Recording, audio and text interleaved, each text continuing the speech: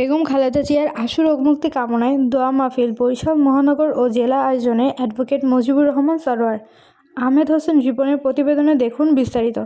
বরিশাল মহানগর ও জেলার আয়োজনে বিএনপি চেয়ারপারসন ও 3 বার সাবেক প্রধানমন্ত্রী বেগম খালেদা জিয়ার আশু রোগ মুক্তি কামনায় পবিত্র কুরআন তেলাওয়াত ও দোয়া মাহফিল অনুষ্ঠিত হয়েছে।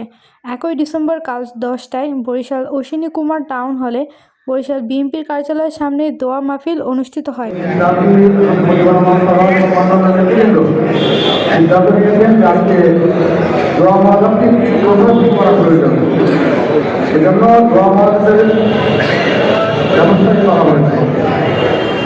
আপনারা জানেন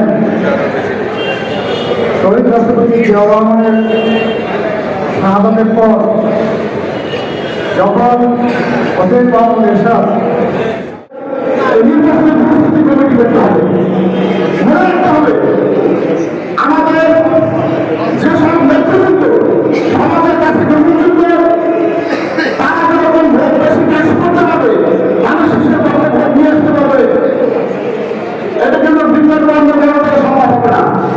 অতএব আজকে নেতৃবৃন্দ উপস্থিত আছেন, সেই ব্যক্তিগত সমাধান দেবেন, সেই ব্যক্তিগত সমাধান আমরা শক্তিশালী নির্বাচন করতে পারবো।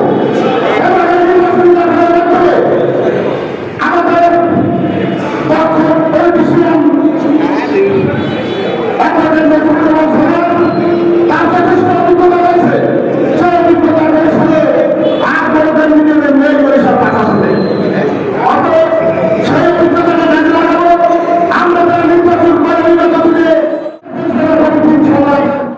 অনুষ্ঠানে প্রধান অতিথি হিসেবে উপস্থিত ছিলেন চেয়ারপারসন উপদেষ্টা অ্যাডভোকেট মুজিবুর রহমান সরোয়ার, মহানগর বিএনপির আহ্বায়ক মনিরুল জামান ফারুক এবং বরিশাল দক্ষিণ জেলা বিএনপির সদস্য সচিব অ্যাডভোকেট আবুল কালাম শাহীন, আহ্বায়ক আলহাজ নুরুল আমিন।